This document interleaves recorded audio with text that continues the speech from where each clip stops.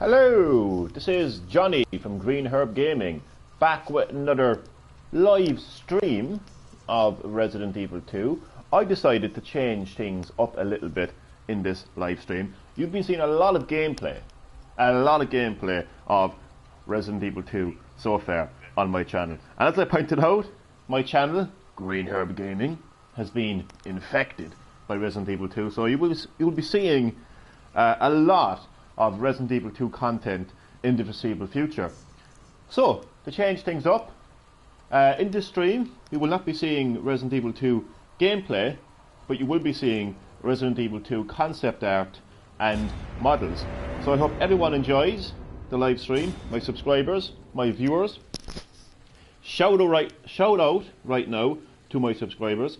Shout out and please subscribe to ProChronicsVlogz, L4 Electricity Kid, EpicKid23, DLA, Damien and Alan Sewell, Mindpix Gaming, Aidan Dennison, Black Knight the Gamer, Hamino Games, Chad Middleton, and all of my other lovely subscribers. So I hope you all enjoy.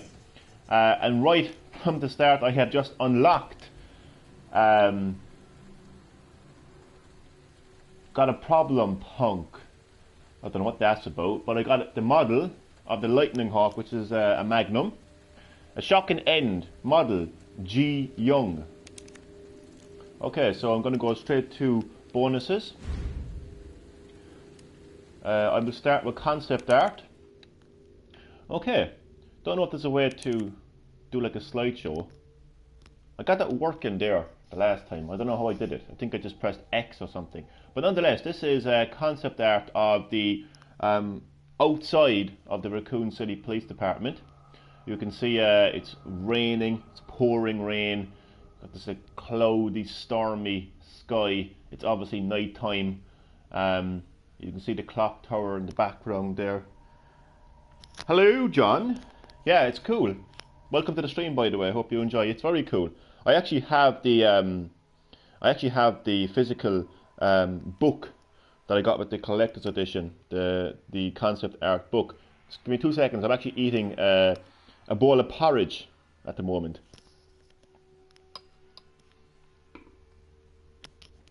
You can really see the striking light coming from the sirens on the police cars. You know, there's one police car by the entrance there on fire. You can see Leon as well. I've just noticed Leon is about to head into his nightmare in the Raccoon City Police Department. You've got a couple of more close-ups down at the bottom as well in different angles. So this is Raccoon City. It's specifically the entrance to the Raccoon City Police Department. You can see those zombies are closing in on Leon. I'm going to press X and see what happens, because I think there might be a slideshow. Although I'd actually prefer to just manually show you the pictures, because I kind of would like to talk through them. Now this is also Raccoon City. It looks like the side entrance. I would like to say that it's the side entrance to the it is the side entrance to the police department. So you can see once again you have Leon, approaching the Raccoon City Police Department from the distance.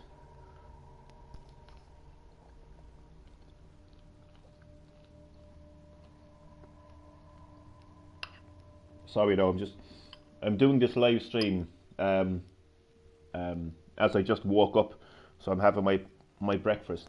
I'm eating a hot bowl of porridge.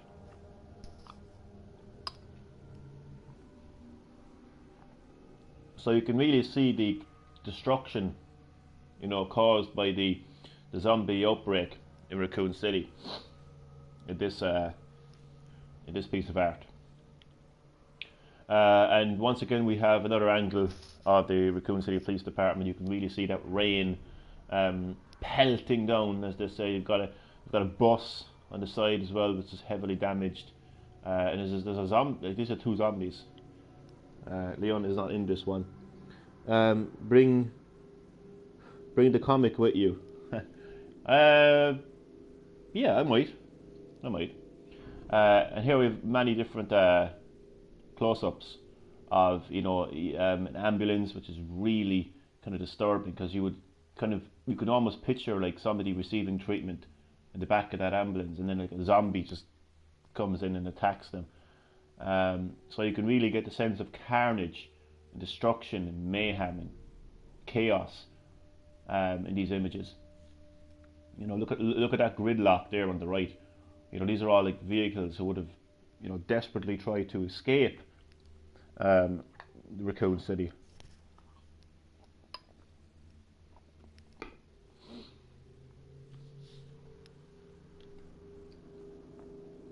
Lots of the Raccoon City being shown here. Yeah, might bring it down. Yeah.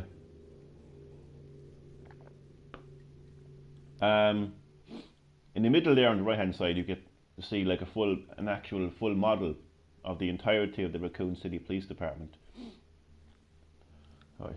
You've seen a lot of okay, so you've seen the exterior of the Raccoon City Police Department. You're now looking at the interior of the Raccoon City Police Department. So you can see the front desk, the goddess statue. You can see the stairs leading to the balcony. I don't know if there's a zombie on the far right hand side, or is it Leon? The bottom, then on the far right hand side at the bottom, you can actually see where that unfortunate police officer met his end when he got sliced and diced. So that is the interior of Raccoon City Police Department, and these are more close-ups of some of the rooms in the police department. So on the left hand side, you have the legendary Stars room. So this is where Stars would have hung out. These are the Stars are these special tactics and rescue service. Some people call it squad, service, squad. Doesn't really matter. It's still gonna be an S. It's still gonna stand for an S. So special tactics and rescue squad service, doesn't matter. So these are the real like special forces guys. They were only sent in for the most extreme cases, and they were sent in to investigate the bizarre murders on the outskirts of Raccoon City. They investigated the mansion. They found out that the Umbrella Corporation were behind a lot of deadly viral research and biological weapon research.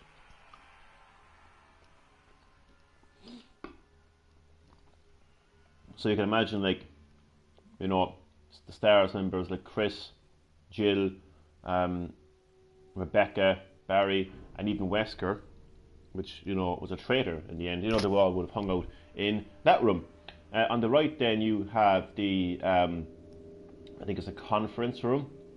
So that's probably where some unfortunate motherfucker had the privilege of informing his colleagues that we are facing a zombie apocalypse, and this is what we're going to do, and this is what we're going to hope to do at least.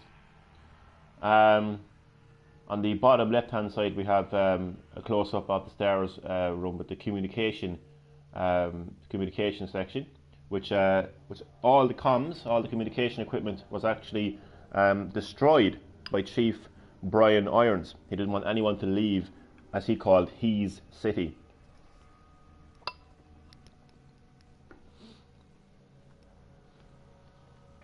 And a couple of more close-ups down at the bottom as well. So that's the interior. You can really see, just like the exterior of Raccoon City Police Department, you can see, even in the interior, you can really see this destruction and carnage, because this Raccoon City Police Department would have been completely overtaken by countless zombies, so they would have caused some serious damage. Now this is, let me get my bearings here now. This is the secret room, yeah. This is the secret room within the Raccoon City Police Department that actually leads to the sewers, therefore leading to the treatment facility, that therefore leads to the underground research facility owned and operated by the Umbrella Corporation. So, unfortunately, Chief Irons was corrupt. He was a corrupt chief. Police officer. He was receiving bribes from the Umbrella Corporation to keep his mouth shut and to keep the Raccoon City Police Department out of Umbrella's affairs. So you know, he was in direct contact with the Umbrella Corporation, so you could kind of imagine that this secret room was very useful for him in keeping connection with the Umbrella Corporation.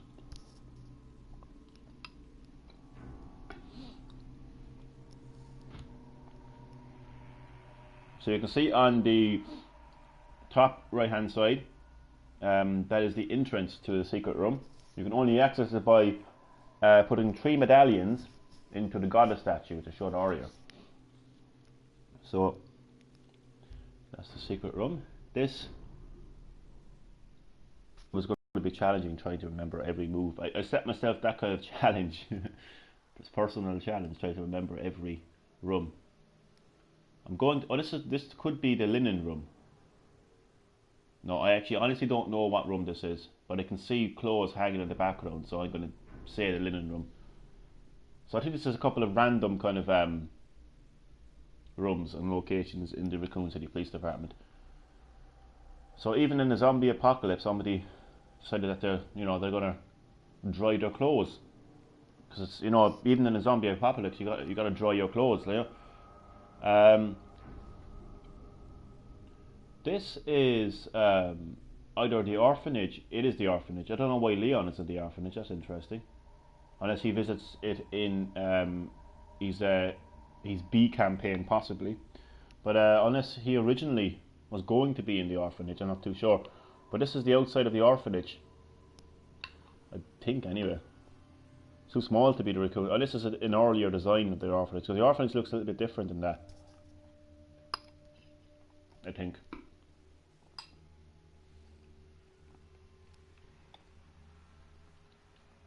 She is still on the run. She escaped the psychopathical Chief Brian Irons. She bumped into her mother, Annette Birkin, who has more time for her research than her daughter. And she's still pretty much on the run. But she's alive right now, for the moment.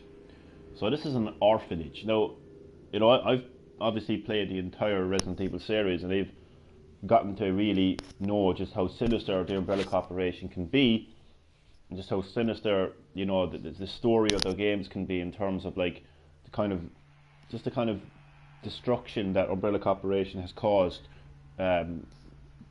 because of their viruses and weapons. But an orphanage, man, is just, I mean, it makes you think. Like, an orphanage is obviously where, you know, children live, you know, very young children. Like, these children, reality is they would have been infected by the T-virus, they would have been bitten by zombies, they would have been eaten by zombies, as including babies as well. They obviously don't show this in the game for obvious reasons, but your imagination really does, you know, does the work. So you can really just picture the sinister outcome in your head. Yeah, it was an interesting part. It was new. It was new for the game. It was new for the series, to be honest.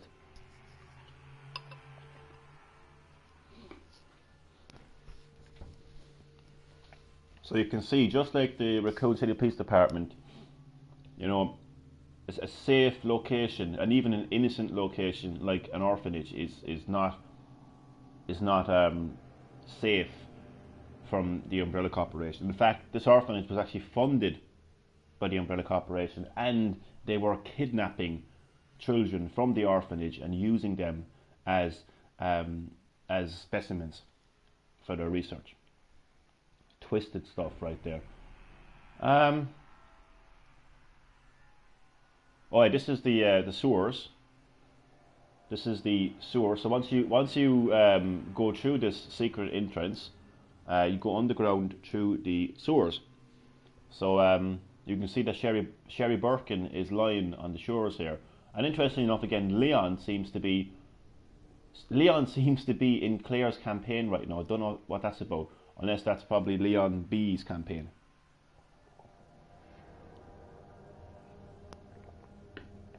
Because apparently Leon B's campaign and Claire's B campaign is pretty much a swap. So you're basically swapping characters for the same kind of same story, but different characters, I think, anyway. So This would be a kind of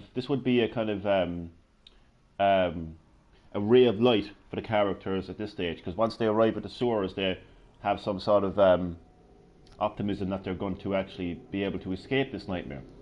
But they were wrong, because once you leave the sewers, you arrive bang smack right in the heart of the Umbrella Corporation, their top secret research facility deep underground, the streets of Raccoon City, where all of this started. This is where the Umbrella Corporation experimented on and created their deadly viruses that create biological weapons, including the T virus, which caused the zombie outbreak, and the Z virus, which turned William Birkin into a monstrous freak who caused mayhem in the Raccoon City Police Department.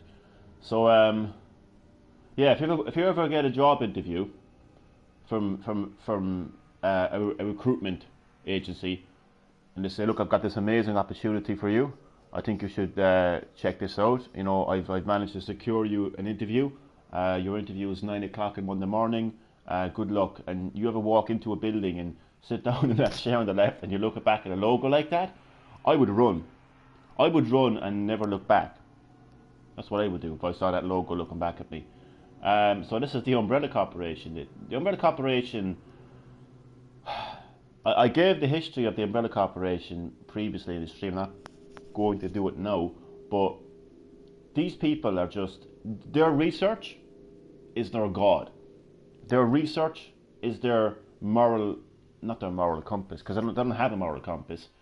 Their research is everything. It's their life force. It's the only thing they think about. You saw in my yesterday's stream, Annette Birkin just didn't even acknowledge the existence of her daughter. It was more, this is my research, oh my god, G virus is mutating, oh, I wasn't thinking this was going to happen. And she's like taking notes. Like, as Claire Redfield is pretty much saying, where's your daughter, where's Sherry, she's safe, you know, and Annette Birkin is just like taking research notes. So their research is everything. They only care about their research. They don't care who they're researching on. They don't care what the consequences are. They just don't care. Going to play guitar. See you later. Coolaboola, thanks for checking out the stream, and I will see you later. So this is the Umbrella Corporation. So you can see the reception area up front there. Looks very clean. Looks very, oddly enough, it looks very hygienic, considering the kind of grotesque monsters that they create. This is really interesting. You can see at the bottom right hand side, you can see some of the G samples that they were experimenting on.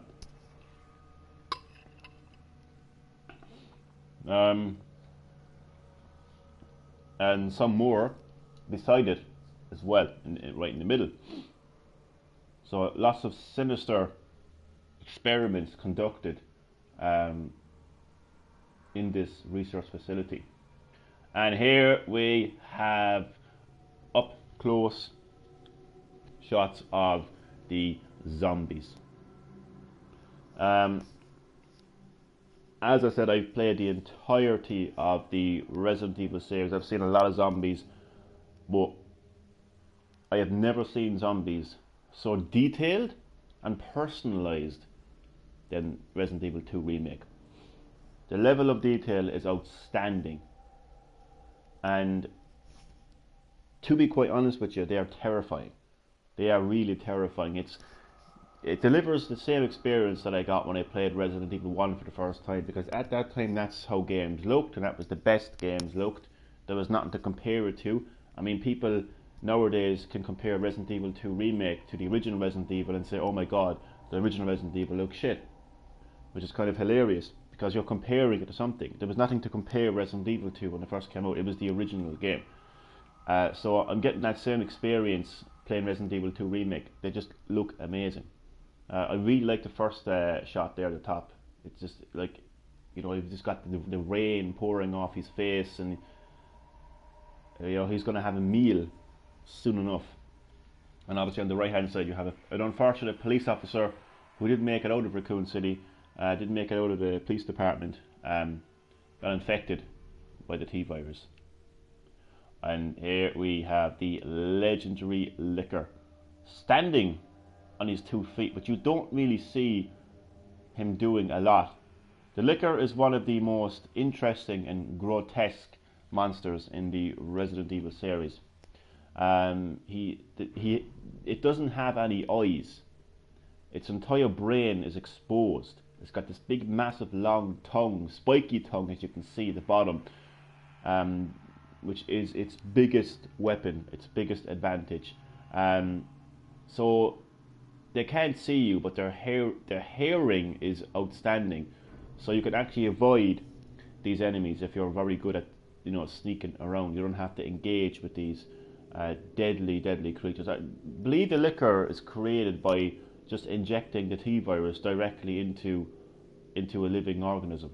I don't know if it's human. I'm not too sure to this day what the exact process is, but it is as a result of being infected directly by the T-virus, or injected directly by the T-virus.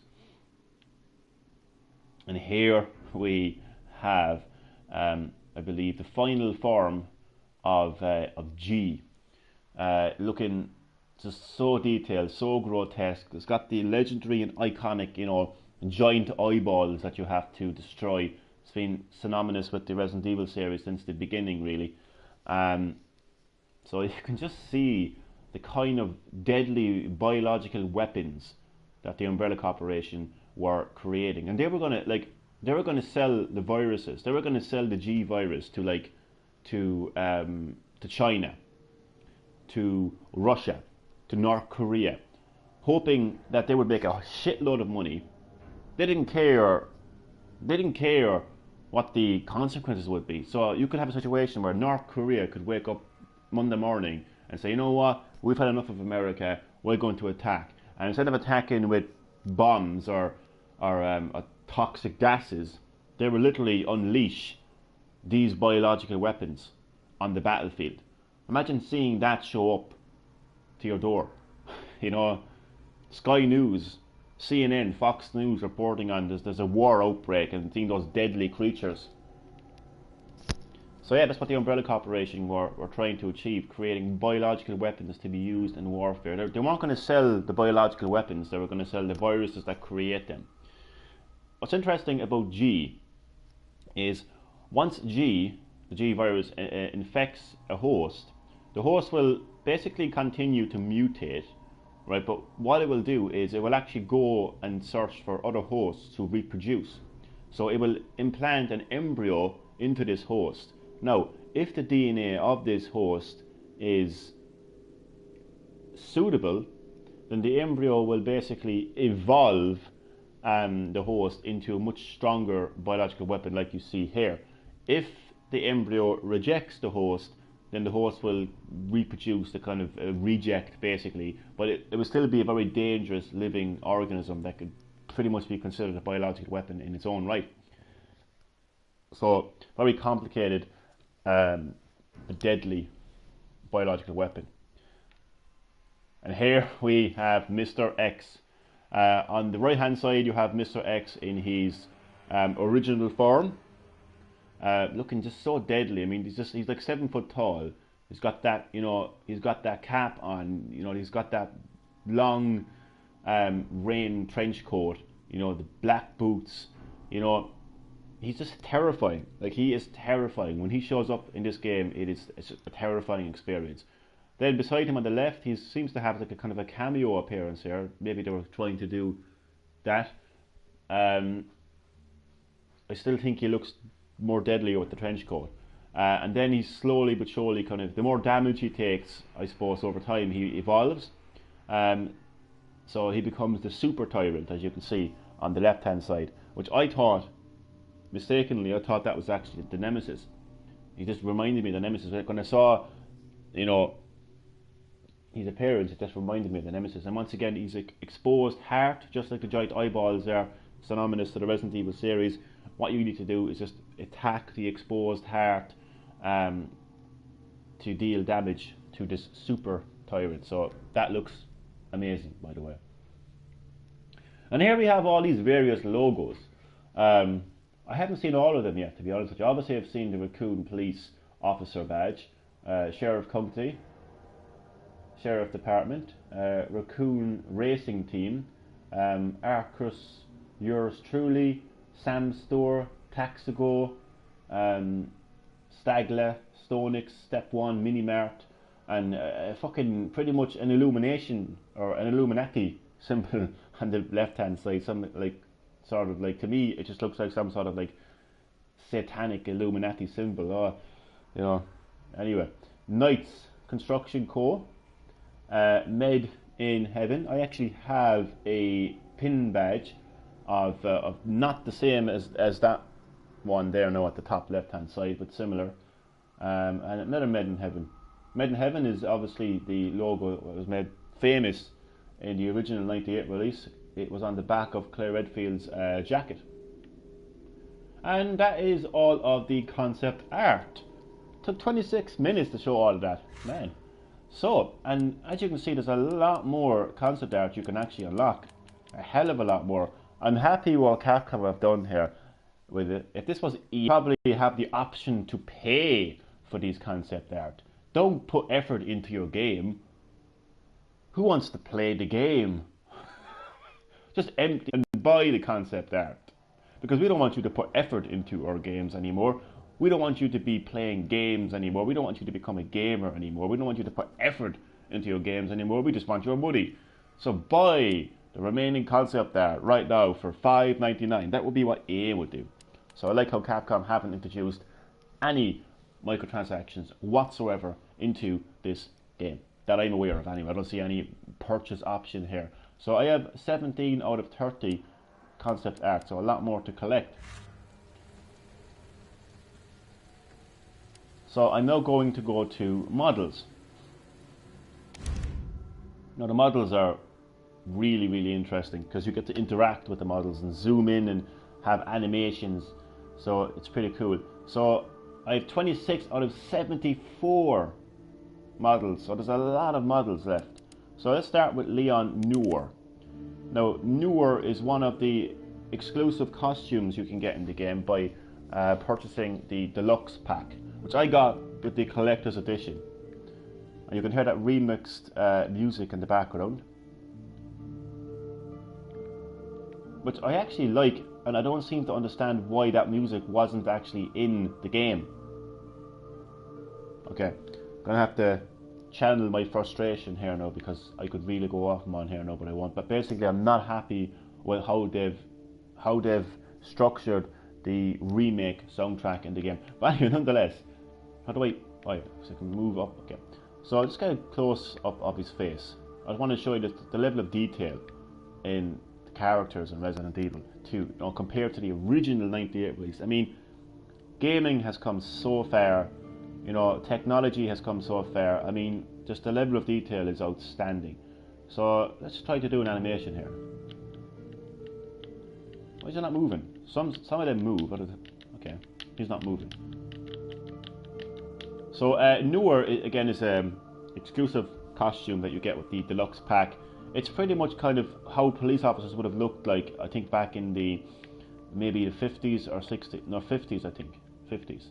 It's after the war, so it's maybe it's mid 40s, early 50s, I think. So this is if the Raccoon City incident happened in the mid 40s or 50s. This is what Leon S. Kennedy would have looked like. So this is his badge. The badge looks, it's a little bit different actually, yeah. Even the location of the badge would have been different. Gotta say, it looks a lot more stylish. You know, police officers looked a lot more stylish back then. But I'm not too sure what Noor actually stands for. I just know LA Noor. And I know that my character eventually became I think he became a detective eventually. So maybe a Noor is a detective, I'm not too sure. I'm actually going to use his costume when I'm doing Leon B's campaign. So that is Leon. So the animation A, he's got his famous shotgun, and animation B, he's just got his handgun. And now we have Leon, Arklay Sheriff. So this is what Leon would look like if he actually wasn't a rookie cop, but instead was a sheriff. And he's holding a rocket launcher, which is interesting. Like straight out of the bat, like he's holding a rocket launcher. You do not want to mess with this sheriff.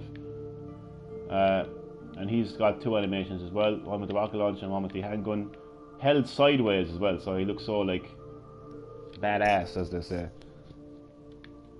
I've even given this costume a backstory where like Leon Kennedy is not a rookie cop, he's actually the sheriff of the Arklay Police Department, and he heard about the bizarre murder cases that happened on the outskirts of the city, and he investigated himself because nobody would believe his claims that the Umbrella Corporation was somehow involved. He kind of knew, he kind of had his suspicions, so he investigated himself. That's the backstory I gave. So I'm going to move along because there's actually quite a lot to show. So this is Claire Noor. I like her toy. There's something about that toy I just like. And again, the level of detail like in their face is pretty cool. So she's got a combat knife here. She's ready to do some melee damage with that combat knife. So she got the top hat, or not top hat, but the bowler cap, I think is what it's called.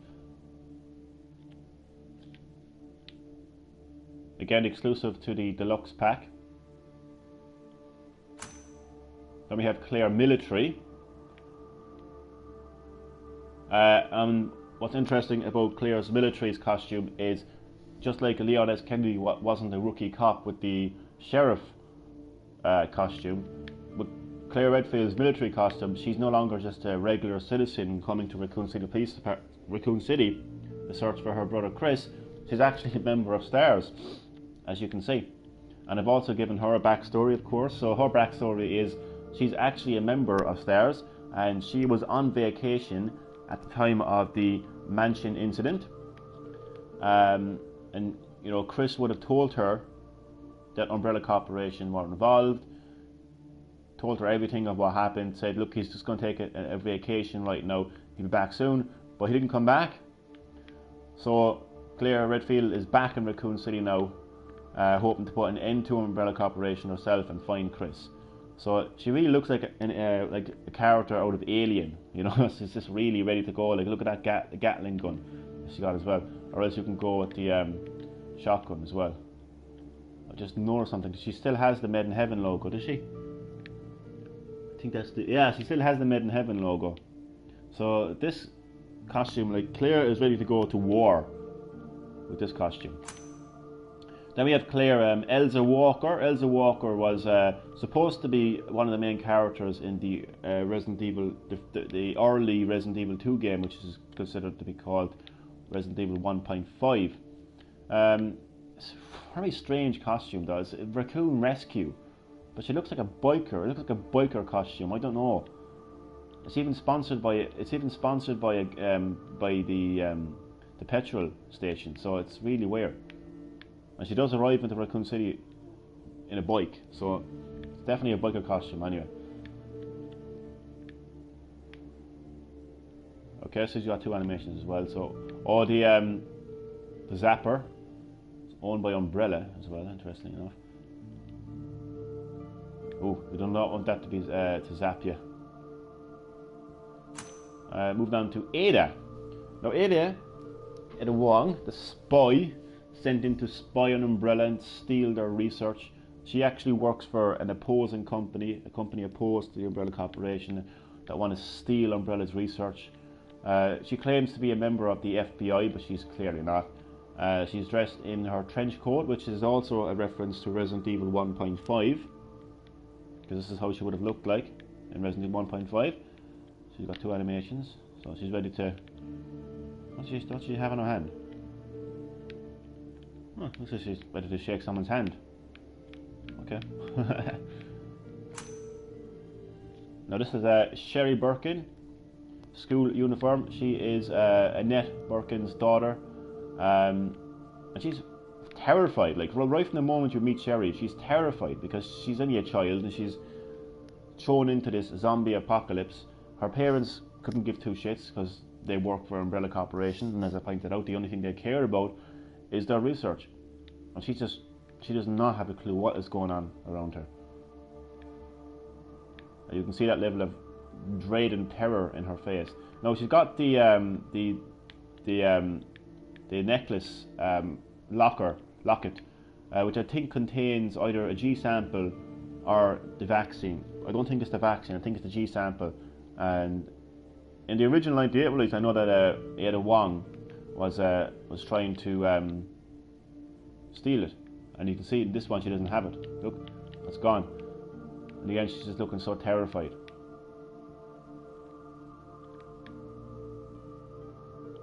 She's got the wristband, which is really crazy. It's not the same wristband that people would remember from Revelations 2, but it's so interesting to see that a wristband plays a part. It's actually used as an ID badge, actually. Oh my god, I have to keep this stream kind of... Oh my god. Running short on time, to be honest. So this is the unfortunate Marvin Branagh, one of the last surviving Raccoon City police officers. But eventually, you know, he turned. He was bitten. Unfortunately, he was bitten. He turned. He saves your character. He saves Chris, or he saves Claire, saves Leon, but in the end, he couldn't save himself, unfortunately. And he's got... Oh, he's only got one animation, does he? Wait, what? Yeah, he's only got one animation. So does a zombie. Oh no, wait, what? Oh, don't tell me I missed... I did. I missed X. Oh, let me just quickly run back to the... because they have animations. I didn't see the X option here. Play, so I'm a little bit conscious of time here, to be honest. So this is Claire Redfield ready to go to war. Claire Noor. Leon firing his rocket launcher. And Leon Noor firing his shotgun. Okay, so I'm gonna go to... So this is Marvin Branagh desperately trying to survive, but at the end he like turns into a zombie, I think. Then we got a zombie male. Now, look at the level of detail here. Look at that. I mean, this is Resident Evil 2 in 2019 right there. That level of detail is outstanding. I mean, even the denim, like the fabric and the denim, the dirt at the end of the... You know, the end of his jeans, even on his shoes. Oh, look at this. Let me zoom out here a second. Oh, what am I doing? Oh, there's like two versions. Okay. What the day? Imagine walking in a dark alleyway and seeing that coming towards you. Or even this. I mean, look at the beard. The detail in that beard.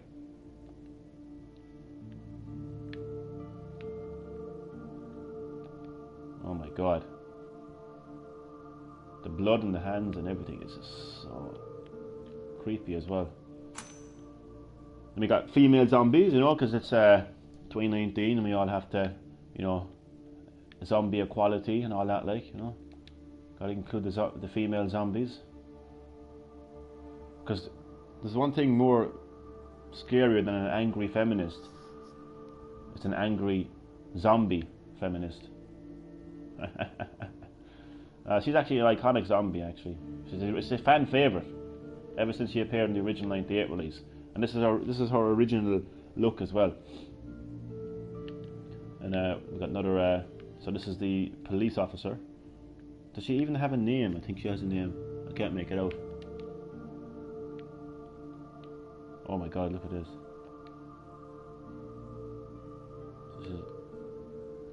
Do not want her to get hold of you. Look at the eyes though. Ugh. The liquor is my favourite model so far. Just look at that detail. I mean, it just looks so grotesque. You know, the detail of the brain. I mean, you can even see like the stickiness. You can almost sense the stickiness of it. Like, it's crazy. Now this is the animation. When it detects something, when it can hear something, it like stand up like that. This is the animation B then. So again, oh, and that's when you do not want this to happen. It strikes. Look at me. Look how sharp its claws are. Weirdly enough, and I'm slightly disappointed, you don't really see its tongue in action in any of the animations, which is really weird. Oh, we do. Sorry, I take that back. We do. I missed it. So this tongue is what does most of the damage. You have to zoom out to get the look. I mean, look at how big this tongue is. You can't even get the full. It's a massive tongue. That's why the Raccoon City police officers nicknamed it the Licker. And now we have a zombie. I'm not happy with the zombie dog. I've said this before in one of my streams. I don't like that zombie dog. I think they could have put more detail into it. But anyway, moving on. G adult. Now this is what this is as I mentioned earlier about the G virus. When it infects a host with an embryo, and when the DNA of that host rejects the embryo, then this creature will basically exit the host's body in an unpleasant way. And this is what it is in its adult form, because it will evolve. It will actually evolve. You'll find these in the sewers area, and I really hate them because they poison you as well. They poison you, which is just very annoying. But look how grotesque it is. I mean, we've seen some grotesque monsters in the Resident Evil series before, but because it's on next generation hardware, well, modern gen right now, but you know what I mean, you could just see so much detail. And they've never looked so grotesque. And we got G young, so this is how it starts basically. This is how it starts. So once the G embryo rejects its host, it will what I'm looking for. It will release this. This will be released from the host's body. Can you imagine that? And as you saw, like with G adult, it would evolve into a G adult. So it's like a bit of a fucked up version of Pokemon, basically. And then this is the Tyrant. The Tyrant was meant to be Umbrella's best creation. It was meant to be the super weapon, superhuman. But they kind of never really kind of succeeded. But I gotta say, this Tyrant does what it's told. Like its mission is to, you know, go in there and destroy and get things done. But and it's a very powerful Tyrant as well, and freaky as fuck. Absolutely freaky as fuck. Look at him like snapping his neck. So when you see this coming towards you, you run. If you go that job interview I mentioned, if you see the Umbrella Corporation, well, if you see him walking towards you, saying, "We'll see you now," you run and never look back, not for a million fucking years. So this is when he gets injured. He's got a few animations actually. So that's when he's doing some serious damage. G stage 3. Oh Jesus! So this is when when the embryo selects a perfect candidate, it will evolve into like a deadly biological weapon like this. Terrifying, absolutely terrifying. And again, those eyeballs are where it's at. You have to destroy those eyeballs. Combat knife, not the most exciting thing in the world, to be honest, but you know, it does come in handy in the game when a zombie gets hold of you. You know, you can use that combat knife. Flash grenade. It will speak for itself. It will stun enemies, so you can run past them or get a free shot in. Matilda. You see it firing. SL60. The quick draw army. I'm rushing through these now because I'm short on time. This is one of the weapons you get with the deluxe pack. It's a Samurai Edge, the Albert Wesker model. It's got a Star Wars logo as well.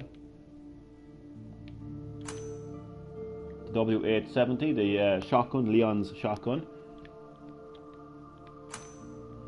GM79. Chemical flamethrower, which I absolutely love. That's Leon's special weapon. Only Leon can get that weapon. I think so anyway. Yeah, he can, yeah. The Lightning Hawk, Magnum.